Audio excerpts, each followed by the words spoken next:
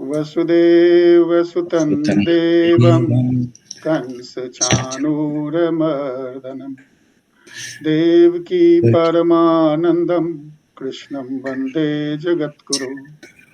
गुरुर्ब्रह्मा गुरुर्विष्णु गुरुर्देवो महेश्वर गुरु साक्षात् परब्रह्म तस्मै श्री तस्मै गुरुवे नमः। किया है, सबका स्वागत है। मैं रमन कुमार झा, सैनिक स्कूल तिलैया का पढ़ा हुआ। हमारे सामने बैठे हुए शिव कुमार जी हमारे प्रिय सीनियर हुआ करते थे, हमारी बहुत पिटाई की है और हमें बनाया है। तो हम अपने गुरुजनों का स्वागत करते हैं और उनका प्रणाम करते हैं। इधर तिवारी जी भी ज्वाइन किए हुए हैं, उनका भी आशीर्वाद लेके फिर हम ये शुरू करना चाहते हैं। हम थोड़ी सी अपनी इंट्रोडक्शन देते हुए फिर बताएंगे कि गवर्नमेंट का ये जो डायरेक्शन है क्यों है और उसमें बच्चों के लिए क्या क्या करना है। गवर्नमेंट एक नेशनल एजुकेशन पॉलिसी लेके आई है 2020 में, और इससे पहले जो एग्जामिनेशन का कुछ पैटर्न्स था एडमिशन के लिए, अलग अलग यूनिवर्सिटीज अपने अपने तरीके से करती थी। AICT रिलेटेड इंस्टीट्यूट्स अपने तरीके से इंजीनियरिंग एडमिशन का काम करती थी, और यूनिवर्सिटीज UGC के अकॉर्डिंग या उस अपना पैटर्न पर एग्जामिनेशन होता था। तो जब तक ऑनलाइन का सिस्टम नहीं था तब तक तो ऑफलाइन एग्जाम भी होता था। उसके बाद जब ऑनलाइन का सिस्टम आया तो कुछ दिन पहले ये जब हमारा न्यू एजुकेशन पॉलिसी आ गया, उसके तहत उन्होंने एक एजेंसी बनाया जिसका नाम रखा गया, एक सोसाइटी के अंदर है, नेशनल टेस्टिंग एजेंसी। ना इस टेस्टिंग एजेंसी के अंदर टोटल जो उनका अप्रोच है उसमें यह है कि इंडिया लेवल पे जितने एग्जामिनेशन होते हैं आफ्टर 12 वो NTA ही करे। ये अभी शुरुआत है, ये एक बार पहली बार अभी हुआ है एग्जामिनेशन, और इस NTA में अलग अलग यूनिवर्सिटीज को रजिस्टर करना पड़ता है। तो जैसे मैं जिस यूनिवर्सिटी में हूँ वहां भी हम लोगों ने रजिस्टर किया है। अब बच्चों के लिए क्या है, बच्चे को 2-3 चॉइस है। एक है कि वो किस लैंग्वेज में एग्जाम देना चाहता है। मैं बताऊंगा कि वो क्या क्या ऑप्शंस अवेलेबल है। तो किस लैंग्वेज में एग्जाम देना चाहता है, ये बच्चों का चॉइस है। उसके बाद बच्चा किस डोमेन में जाना चाहता है, मतलब कौन से एग्जामिनेशन, कौन से प्रोग्राम को वो करना चाहता है, ये उसका चॉइस है। तीसरा चॉइस है कि वो किस यूनिवर्सिटी में ज्वाइन करना चाहता है, क्योंकि कई बार क्वेश्चन का पैटर्न जो है यूनिवर्सिटी रिलेटेड भी है और या यूनिवर्सिटी के लेवल के अकॉर्डिंग भी है। अदरवाइज एलिजिबिलिटी सभी बच्चों का एक ही है, जो यूजुअली UGC के वेबसाइट पे मिल जाता है। यूजुअली क्लास 12 पास होना चाहिए, 40 से 45% उसका मार्क्स होना चाहिए। सभी सब्जेक्ट में वो क्लियर होने चाहिए। इंग्लिश उसका कंपलसरी होना चाहिए, अनलेस कि वो लॉ प्रोग्राम के लिए जा रहा हो। तो लॉ में कुछ कॉमन लॉ भी उसको पढ़ना होता है, और 5 बेस्ट सब्जेक्ट्स का एवरेज लिया जाता है। तो ये हुआ एलिजिबिलिटी। जब तक ये एलिजिबल नहीं है तब आप एग्जाम दे ही नहीं सकते। तो पहली बात तो ये हो गया। तो एजेंसी कौन है, NTA कहते हैं, नेशनल टेस्टिंग एजेंसी। और उसके तहत इन्होंने ये सेंट्रल यूनिवर्सिटी एंट्रेंस टेस्ट किया, CUET, central university entrance test, which means India में जितने भी यूनिवर्सिटीज हैं, चाहे वो सेंट्रल यूनिवर्सिटीज हो या फिर प्राइवेट यूनिवर्सिटीज हो या स्टेट यूनिवर्सिटीज हो, सभी को इसमें रजिस्टर करने का ऑप्शन है। रादर सेंट्रल यूनिवर्सिटी के लिए कंपलसरी था, प्राइवेट के लिए उतना नहीं था, बट बहुत लोगों ने ऑप्ट किया है और हमने भी ऑप्ट किया है। इसके फॉर्म्स वेबसाइट पर अवेलेबल हैं। आप यदि वेबसाइट जानना चाहोगे तो वो मैं बता दूंगा। हर यूनिवर्सिटी में एक नोडल ऑफिसर होता है जो उसके साथ कोऑर्डिनेट करता है एग्जामिनेशन। एजेंसी सेंट्रल है और पूरे कंट्री में ये एग्जाम होता है। अब नेचुरली है कि सभी बच्चे जब अलग अलग सब्जेक्ट में अपीयर हो रहे हैं, अलग अलग लैंग्वेज में अपीयर हो रहे हैं, कोई एक दिन एग्जाम नहीं होगा। एग्जाम कई दिनों में होता है। जिस दिन जिसको स्लॉट मिलेगा वो नेशनल टेस्टिंग एजेंसी आपको अलॉट करती है। तो डेज आप नहीं डिसाइड कर सकते, डे जैसा आएगा आपको उस दिन चुनना पड़ेगा। लैंग्वेज आप चुनेंगे, किस जगह से एग्जाम देंगे ये भी आप चुन सकते हैं, जैसे जहां आपका परमानेंट एड्रेस है या जहां रहते हो वो जगह चुन सकते हैं, लेकिन वो जरूरी नहीं है कि वहां मिल ही जाए आपको एग्जामिनेशन सेंटर। तो ये कुछ पहले इनिशियल बातें थी। तो इसमें टेस्ट क्या क्या होता है, तो उसका हर यूनिवर्सिटी अपने अपने जितने कोर्सेज चलाती हैं उसकी मैपिंग वो वेबसाइट पर दे रखा है। एक तो है वेबसाइट यूनिवर्सिटी का, दूसरा है एनटीए ने सबसे वो मांग के अपने पास भी ले लिया है, उनकी वेबसाइट पर भी ये अवेलेबल है। तो बच्चों को जिसको भी जिस एग्जामिनेशन में भी बैठना हो या जिस कोर्स के लिए अपेयर करना हो और जिस यूनिवर्सिटी में करना हो, वो चुनने के बाद फॉर्म भरने के बाद एग्जामिनेशन देना पड़ता है ना। एग्जामिनेशन का जो पैटर्न है उसमें जो मैं बताना चाहता हूँ, एक वेबसाइट है, आप खोज सकते हो, समर्थ करके है, समर्थ ई गवर्नमेंट वेबसाइट है। समर्थ आपकी समर्थता बढ़ाने के लिए ये है। तो पहले तो कुछ पॉइंट्स ये थे, उसके बाद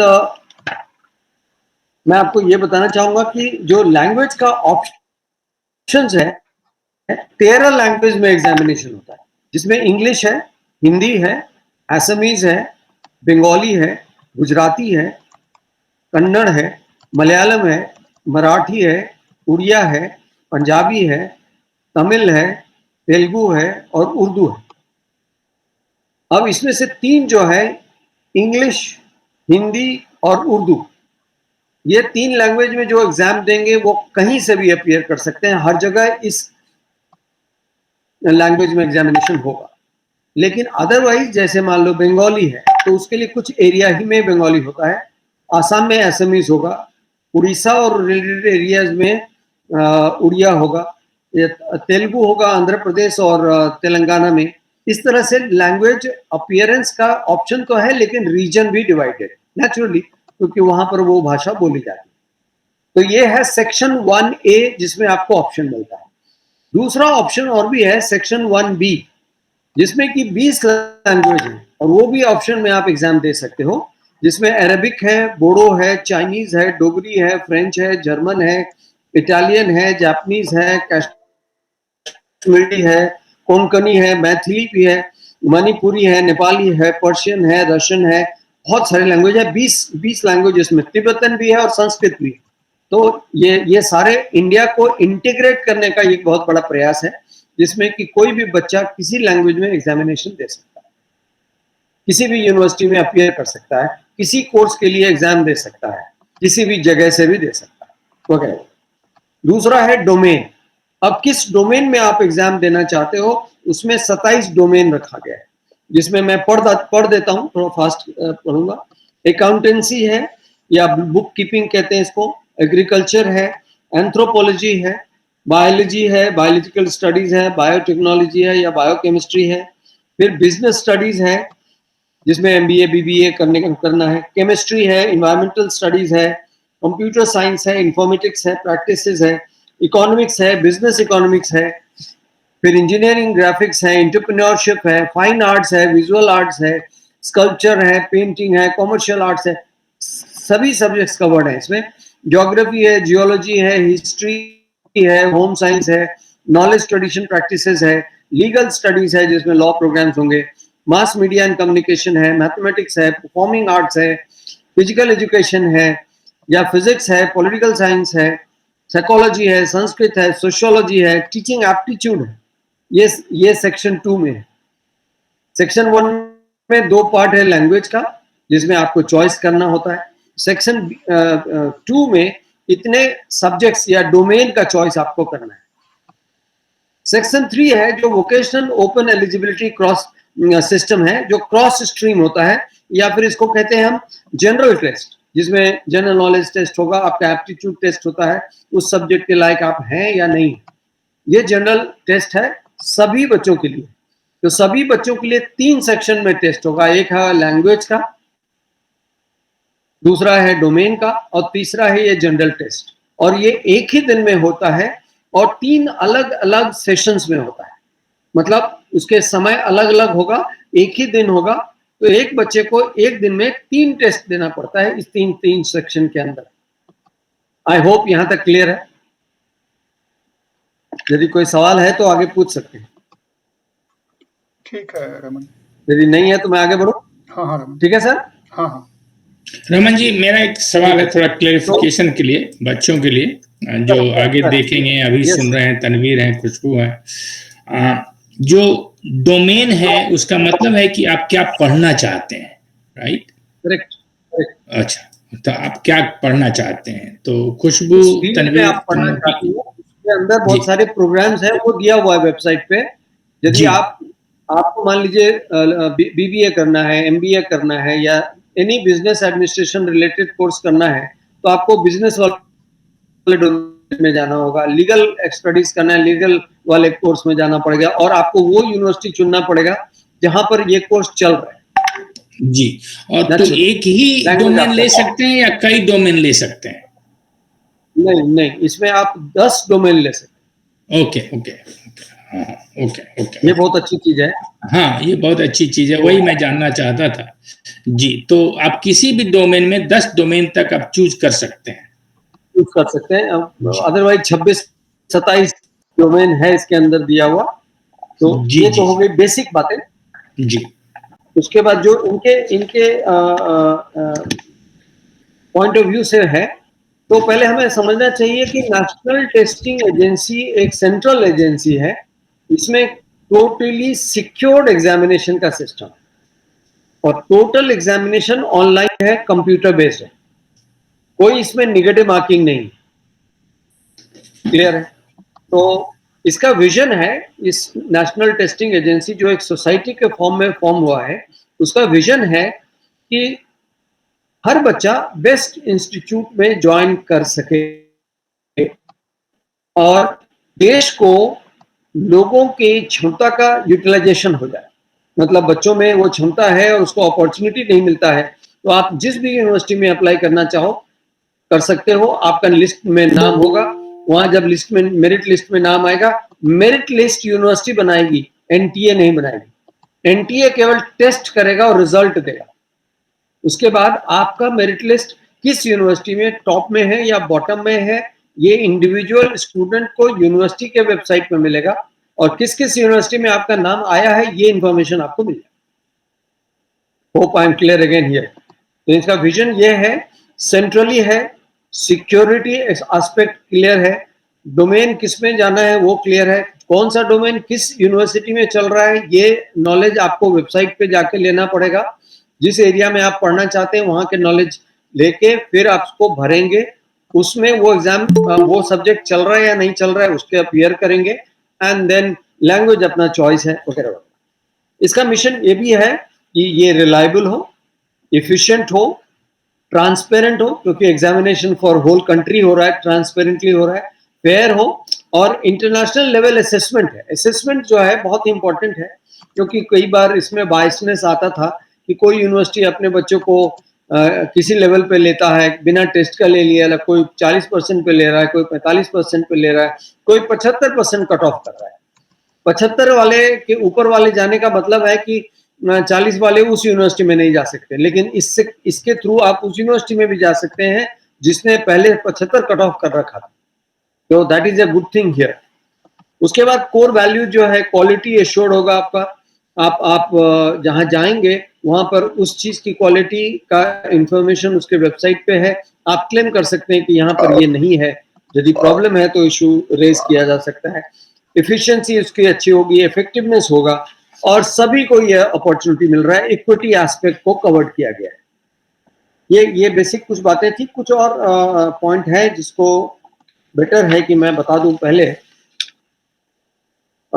जो एक ईमेल आईडी है कॉमन, CUET-UG_undergraduate@nta.ac.in, इसको आप मेल करके फॉर्मेट ले सकते हैं, फॉर्म मिल जाएगा आपको, अदरवाइज वेबसाइट में अवेलेबल होता है। उसका फोन नंबर भी, कॉन्टैक्ट नंबर भी दिया हुआ है, 011 दिल्ली का है, 40759000। आप चाहो तो मैं रिपीट कर दूंगा, नहीं तो वेबसाइट में अवेलेबल है। दूसरा नंबर है 01169227700। हे रमन, ये दो रमन चैट विंडो का एनटीए। रमन, चैट विंडो में अगर वेबसाइट का लिंक दे दो तो मैं उसको खोल के दिखा दूंगा। चैट विंडो में केवल वेबसाइट का लिंक। ईमेल का सर, तो वेबसाइट का मैं बता देता हूँ, थोड़ी देर में बता देता हूँ। ठीक, वेबसाइट है सर हम्म, www.nta.ac.in NTA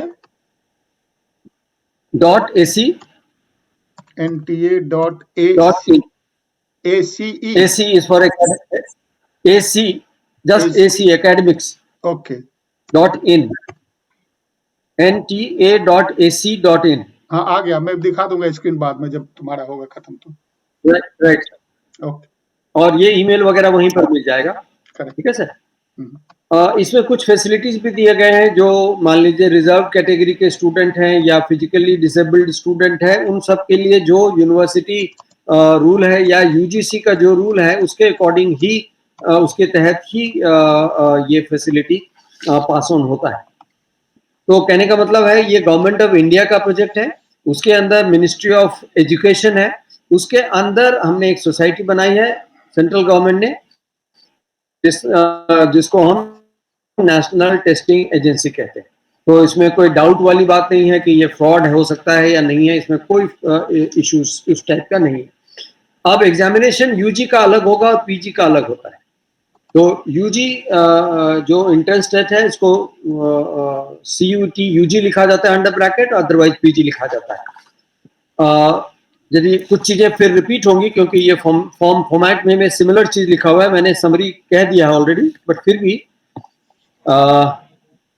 आपको एक बार एग्जामिनेशन देने में मान लो हो सकता है एक साथ 10 सेंट्रल यूनिवर्सिटी में नाम आ जाए। अब आपके पास चॉइस रहेगा कि आप कहाँ जाना चाहते, ये भी अच्छी चीज है। तो जो आपको अच्छा लगे, जहां पर आपका मेरिट अच्छा है या जहां जाना चाहते थे वो मिल गया, तो ये मेरिट पूरे इंडिया लेवल पे बन जाता है, आप अपना चॉइस कर सकते हैं। फिर से रिपीट करूंगा कुछ चीजें। टोटल टेस्ट कंप्यूटर बेस्ड है, तो इसलिए कंप्यूटर savvy होना जरूरी है। चाहे आप किसी भी गांव में हो या कहीं भी बैठे हो, इंटरनेट होना जरूरी है, कंप्यूटर बेस्ड है। टेस्ट सेंटर में जाके देना है जहां पर आपको अलॉट होगा। 13 लैंग्वेजेस है, ये मैंने बताया था। इंग्लिश और या इंग्लिश एंड हिंदी मिलके या फिर इंग्लिश एंड उर्दू मिलके 3 तरह का ऐसा क्वेश्चन बनते हैं जो सभी एग्जामिनेशन सेंटर्स पर होंगे। बाकी अलग अलग जगह होता है, जो मैंने बताया पे। कुछ और चीजें हैं, जो सेक्शन 1 वाला एग्जामिनेशन था, जो लैंग्वेज का टेस्टिंग है सर, जो 13 लैंग्वेज में किया जा सकता है, इसमें 50 क्वेश्चंस होते हैं और उसमें से आपको केवल 40 ही अटेम्प्ट लेना है। तो क्वेश्चंस जो आपको आंसर करने हैं, कोई भी 40 कर सकते हैं। 50 में से 40 आपको अटेम्प्ट लेना, 50 के 50 आंसर नहीं करने, ऑब्जेक्टिव है। तो सेक्शन 1A में जिसमें लैंग्वेज है, जिसमें कि आपको 13 लैंग्वेज बताया, उसमें 40 क्वेश्चन करना है आउट ऑफ 50। सिमिलरली चाहे वो 20 लैंग्वेज जो इंटरनेशनल लैंग्वेजेस थे, जापानीज, चाइनीज वगैरह, उसमें भी 40। इसमें क्या है कि इंटरनेशनल स्टूडेंट भी इंडियन टेस्ट देके इंडियन सेंट्रल यूनिवर्सिटीज में आ सकते हैं। ये सबसे बड़ा अपॉर्चुनिटी है इंडिया पॉइंट ऑफ व्यू से। दूसरा जो सेक्शन है, जो कि इस एग्जामिनेशन होने के बाद एग्जाम होगा, उसमें 27 डोमेन है और उसमें या तो 35 क्वेश्चन होंगे, सॉरी, या तो 40 क्वेश्चन होंगे या 50 question, depending on the domain. तो जहां 40 क्वेश्चन है वहां पर आपको let me come back again, नहीं, या तो 45 क्वेश्चन है या 50 क्वेश्चन है। तो 45 में से 30 को आंसर करना है या 50 में से 40 का आंसर करना है, जैसे पहले में था। मैं रिपीट करता हूं, सेक्शन 2 में जो डोमेन का टेस्ट है, आपको ये सबसे इंपॉर्टेंट टेस्ट है क्योंकि आपका डोमेन में कितना इंटरेस्ट है वो टेस्ट हो रहा है। तो या तो 50 क्वेश्चन होगा या 45 क्वेश्चन होगा। यदि 45 क्वेश्चन है तो 30 में से अटेम्प्ट लेना है और 50 है तो 40 अटेम्प्ट लेना है। तो टोटल मिलके 40 40 80 या फिर 40 30 70 70 100 में से क्वेश्चन को आंसर करना है, सेक्शन 1 एंड 2। थर्ड जो टेस्ट है वो है जनरल टाइप का टेस्ट, जिसमें 60 क्वेश्चन होंगे और 60 में से 50 आपको आंसर करने हैं। तो आंसर करने वाला यदि ऐड करेंगे तो 40 एक में ऐड करना है, दूसरे में या तो 30 है या 40 है, और चौथे में 50 है।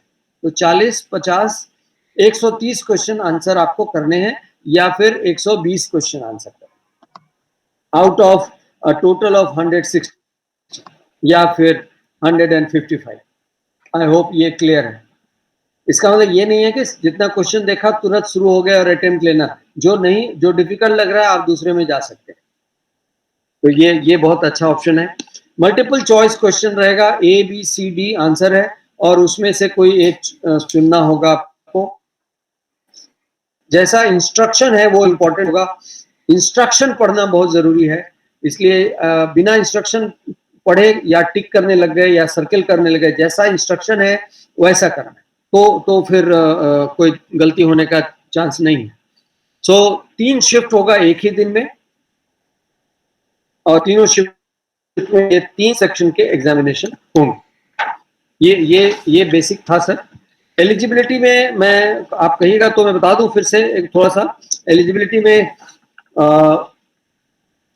यूजुअली क्लास 12 पास होना चाहिए, और 45% मिनिमम जो अपीयर होना चाहिए, जो मार्क्स होना चाहिए 45% आना चाहिए। यदि आपके पास 45% है और पीसीएम आपके पास है, कोई भी साइंस ग्रेजुएट यूजी एग्जाम दे सकते हैं। और यदि आर्ट्स वाला कोर्स में है तो 5 सब्जेक्ट का एवरेज लिया जाता है, जिसमें इंग्लिश भी एक कॉमन होता है। तो इस तरह से चॉइस होता है। एडमिट कार्ड जो मिलेगा वो ई एडमिट कार्ड मिलेगा, आपके ईमेल में मिलेगा, आपके हो सकता है व्हाट्सएप में भी मिलता होगा, मुझे पता नहीं है एग्जैक्टली। तो सिटीज का चॉइस मैंने बता दिया, आप अपना सिटी चुन सकते हैं, या तो परमानेंट एड्रेस के बेसिस पे या प्रेजेंट एड्रेस के बेसिस पे। वो मिल भी सकता है, नहीं भी मिल सकता है। एनटीए वो डिसाइड करेगा आप एग्जाम कहाँ देंगे। स्लॉट 1, स्लॉट 2, स्लॉट 3 में 3 एग्जामिनेशन होगा, तीनों सेक्शन का होगा। उसके टाइमिंग और एग्जामिनेशन सेंटर वो आपको आपके एडमिट कार्ड में डायरेक्टली एनटीए आपको बताएगी। इसमें यहां तक यूनिवर्सिटी का कोई रोल नहीं है। और जब ये टेस्ट का रिजल्ट वो निकाल के रख देती है तो यूनिवर्सिटी के पास भी रिजल्ट आता है। अभी जैसे हम लोगों को पता है कि कितने कैंडिडेट ने किस सब्जेक्ट में हमारे यहाँ ऑप्ट किया है, अब उसका रिजल्ट जब आएगा वो उसका एक मेरिट लिस्ट हमारी यूनिवर्सिटी में बनेगा कि इस यूनिवर्सिटी में ये मेरिट लिस्ट है। अकॉर्डिंग टू मेरिट लिस्ट एक डेट रहेगा जिसमें आके आप एडमिशन ले सकते हो। उस दिन में जाके आप एडमिशन लीजिए, आपके ओरिजिनल्स चेक होंगे, वेरीफाई होंगे, फीस जमा कीजिए, और अकॉर्डिंग टू यूनिवर्सिटी आपका एडमिशन हो जाए। आई थिंक सर इससे ज्यादा बेसिक और कुछ है नहीं। बाकी सिस्टम अलग अलग है, क्वेरी रिड्रेसल सिस्टम है, तो जनरल शेड्यूल कास्ट का प्रूफ के सर्टिफिकेट्स वगैरह दिए हुए हैं इसमें, तो वो तो आपको फॉर्म भरते के टाइम में देना पड़ेगा। किस किस जगह पे सेंटर है उसका पूरा लिस्टिंग भी यहाँ दिया हुआ है, जरूरत नहीं है। नेट बैंकिंग के थ्रू आप फीस दे सकते हैं, ये भी यहाँ दिया हुआ है। हेल्प डेस्क के कुछ फोन नंबर्स दिए हुए हैं। आप कहेंगे तो सर मैं वो बोल सकता हूँ या चैट में दे दूं? मैं स्क्रीन शेयर कर लूंगा, मैं स्क्रीन शेयर कर देता हूँ। ठीक है, मैं आपको मेरे पास है, लिंक है ऑलरेडी, मैं शेयर करता हूँ। ठीक है, ये दिखाई पड़ रही है स्क्रीन? हाँ सर, हाँ। तो अब इसमें मैं सभी जो ऑडियंस है उनके लिए बता रहा हूँ कि ये सभी ये URL है www, ये मैं चैट विंडो में डाल देता हूँ। अगर आप किसी को चाहिए, आप ही को नहीं किसी और को भी आपके जान पहचान को चाहिए तो उसको भेज देने का। ये सर हो तो गया। हाँ, तो ये आप अपने लोगों को भेज सकते हो, और उसके बाद इस पे सब इंफॉर्मेशन दिया हुआ है। तो ये आप नीचे जाओगे तो institute, student, about us, RTI, ये सब इसमें है। ऐसे स्क्रॉल करोगे तो सब कुछ आपको मिलते रहेगा इंफॉर्मेशन। तो ये आप देख लो। अगर इस पे कोई प्रश्न हो तो आप बाद में भी मेरे को मैसेज कर सकते हो, और मैं रमन से बात करके आपको जवाब ढूंढ के लाऊंगा। 1-2 प्रश्न मेरे हैं रमन, या go ahead Raman please. Sir 1-2 प्रश्न मेरे। इसके बाद इसमें कुछ और? नहीं, बोलिए सर प्लीज। नहीं, आप कर लो, फिर मैं बात करूंगा। ठीक है। तो उसके बाद जो एग्जामिनेशन में कैसे परसेंटाइल बनाया जाता है, नॉर्मलाइजेशन किया जाता है, उसका डिस्कशन है। उसके बच्चों को अभी जरूरत नहीं है। आपको अच्छा करना है, आपका यदि ग्रेड उस यूनिवर्सिटी के अंदर अच्छा है तो आपका परसेंटाइल ज्यादा होगा और आपका मेरिट अच्छा होगा। तो मेरिट में अच्छा करना एम है और अपने सब्जेक्ट पे होल्ड रखना है। But at the same time एक चीज जो मैं बताना चाहूंगा इम्पोर्टेंट है कि जनरल नॉलेज भी आपका टेस्ट हो रहा है। क्या पॉलिटिकल सिस्टम है आज का, कैसे गवर्नेंस चल रहा है, या वर्ल्ड लेवल के चीजों में भी क्या हो रहा है। जो थर्ड का टेस्ट है, थर्ड टेस्ट 60 क्वेश्चन का है, उसमें सब कुछ का मिक्स है। तो वो बहुत इंपॉर्टेंट है। उसकी डिटेल्स को थोड़ा सा लोग समझ लें तो ज्यादा अच्छा है। या आप कहोगे तो मैं उसको बताऊं कुछ? नहीं, पूछेगा तो बताना, रहने तो बाकी तो वेबसाइट पे दिया हुआ है। वेबसाइट पे सब कुछ है सर। तो एक दो आई प्रश्न थिंक मेरे हैं। जो एनआरआई सर। लोग हैं, NRI yes yes people with Indian हाँ पासपोर्ट, यस वो अगर 12th ग्रेड किसी दूसरे देश में करते हैं तो ये यस 45% और पीसीएम का कहानी कैसे होगा? नहीं सर, वो उसका जो मान लीजिए कि वो इंडियन यूनिवर्सिटी से या इंडियन सिस्टम से नहीं ग्रेड मिला है, तो उसका जो भी ग्रेड है वो यहाँ पर AIU एक एजेंसी है, एसोसिएशन ऑफ इंडियन यूनिवर्सिटीज है, वो एक सर्टिफिकेट देती है कि इसका जो मार्क्स है इक्विवेलेंट सर्टिफिकेट देती है to Indian system. Okay, very good. AIU से उसको एक सर्टिफिकेशन लेके फिर अप्लाई करना। And that will be same as any foreign student. Any country, AIU is an agency which is related with all universities in India, and they also give equivalence to any other university certificate from India or from India to outside India, or outside India for Indian universities. Equivalence का काम AIU का है। और email is the main vehicle for everything, correct? जैसे ID भेजेगा Yes, email में सब कुछ। yes, yes. Okay, so that means कि email must be protected. Email must be protected and they must be computer savvy. I think आज के समय में तो उसके बिना काम नहीं चलेगा। तो कंप्यूटर savvy, क्योंकि सारा टेस्ट ही मल्टीपल चॉइस क्वेश्चन है, उसमें टिक करना है या हो सकता है कि सर्कल मार्क करना हो सेंटर पे, तो वो प्रॉपरली थोड़ा सा ट्रेनिंग देना पड़ेगा। मैं थोड़ा और डिटेल देखूंगा कि एग्जैक्टली MCQ इसमें लिखा हुआ है, तो मैंने इसलिए अभी केवल MCQ बताया है। होपफुली वो शायद वो को कहते हैं ऑप्टिकल कार्ड रीडर, तो OCR से वो रीड करता है, तो वो सर्कल पेंसिल से करना होता है कई बार, या पेन से करना होता है, और वो रीड करके मार्क्स इमीडिएटली निकल जाता तो लेकिन एग्जाम जो होता है पेपर पेन से होता है, एग्जाम इज नॉट ऑनलाइन। है। एग्जाम पेपर पेन से होता है और MCQ होगा। ओके, एग्जाम पेपर पेन से होगा। प्रिंटेड क्वेश्चन पेपर मिलेगा, क्योंकि उतने कंप्यूटर अदरवाइज आपको रखने पड़ेंगे। Correct correct. और किसी को कोई प्रश्न है तिवारी जी या किसी को?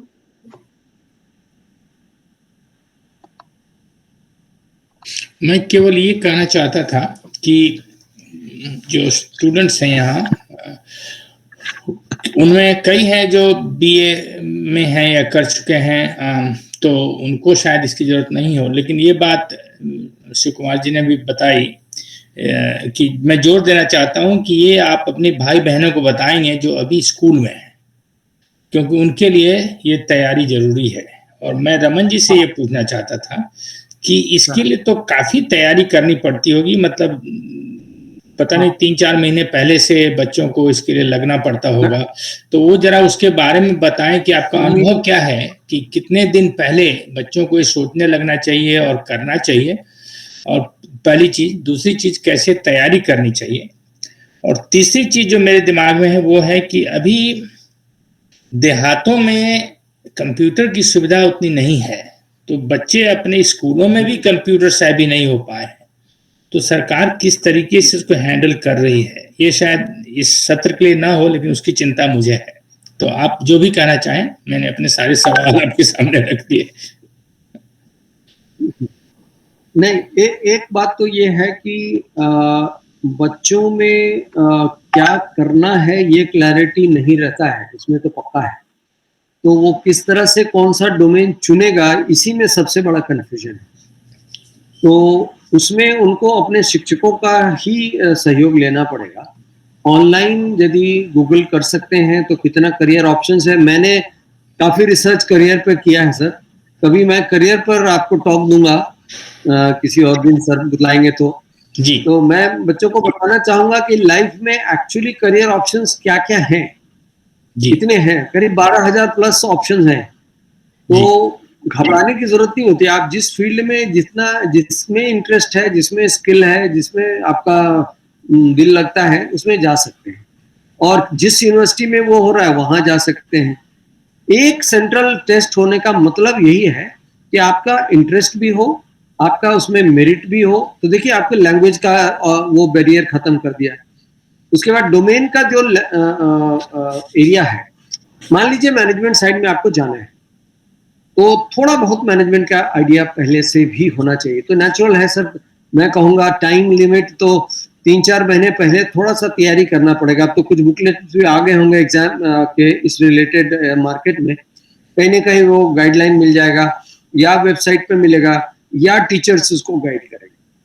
तो मैं तो चूंकि हायर एजुकेशन में डायरेक्ट हूँ, स्कूल लेवल का ज़्यादा उतना आइडिया नहीं है क्या होता है, बट आने वाले बच्चे तो स्कूल के ही हैं, तो उनको यदि गाइडलाइन लेना है, मैं अपनी यूनिवर्सिटी की तरफ से यदि आप चाहेंगे कि मैं एक सेपरेट उनकी क्या तैयारी हो, कैसे तैयारी हो, उस पर करना हो बात, सेपरेट कर ले सकते हैं सर।